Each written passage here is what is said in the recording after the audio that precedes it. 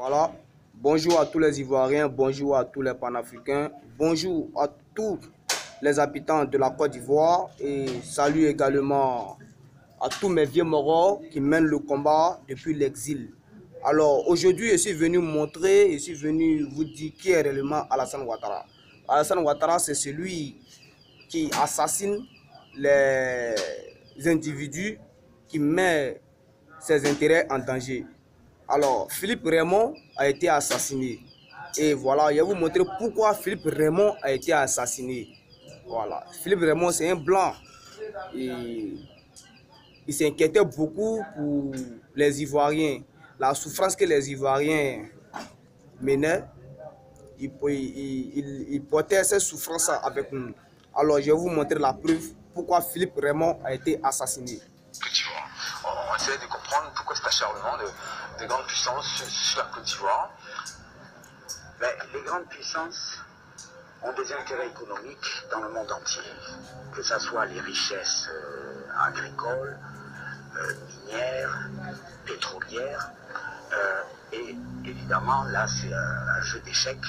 Chacun cherche à doubler l'autre et tout le monde veut se positionner. Bon, on connaît les richesses de la Côte d'Ivoire et chacun cherche à gagner quelque chose dedans. Donc, ils souhaitent avoir un interlocuteur qui leur convient, avec qui ils savent qu'ils pourront bien discuter, bien s'arranger. Bon, un ami quoi, en quelque sorte. Donc, on préfère l'ami à la tête de la Côte d'Ivoire. Oui, que c'est. Et ce sera plus facile à... Voilà, quelqu'un Le gâteau sera plus facile à distribuer. Voilà. À partager. Voilà. Quelqu'un qui, peut-être par le passé, a montré qu'il faisait des grandes faveurs. Alors, oui, justement, je rebondis sur ce que vous dites là. La Côte d'Ivoire, quand Laurent Gbagbo est venu au pouvoir, il n'a pas nationalisé. Tout est toujours pratiquement aux mains des Français. Alors, pourquoi cet acharnement? Bon, on penserait qu'il a tout arraché aux Français. Pourtant, vous avez tout, le courant, le pétrole, le port, j'en passe. Vous savez, en France aussi, quand la gauche est revenue au pouvoir, elle n'a pas renationalisé ce que Balladur avait dénationalisé. Bon, dans les dernières années, on a privatisé et on a vendu essentiellement à Bouygues. C'est Bouygues qui était le plus gros bénéficiaire là-dedans, la compagnie d'électricité, compagnie des eaux, etc., télécom, etc.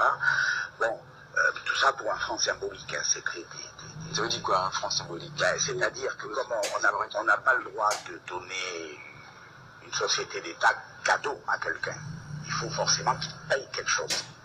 Alors à ce moment-là, on lui fait payer 1 franc. C'est pour ça qu'on dit que ce franc est symbolique. Alors, 1 franc, comme quoi ça a été pour prendre Côte d'Ivoire Télécom, oui. Pour prendre la CIE, oui. Pour prendre la SODECI. Oui. À chaque société, c'est 1 franc symbolique.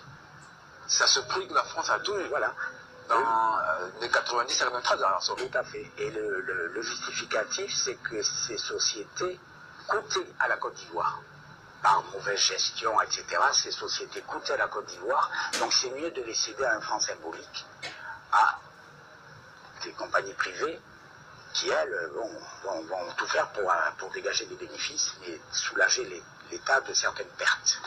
Et de cela, il y a 17 ans. Et donc la France a envie de remettre le couvert pour, pourquoi pas, reprendre la même chose. Ouais, oui, bon, je pense qu'on a déjà beaucoup. Vous avez déjà beaucoup. Oui.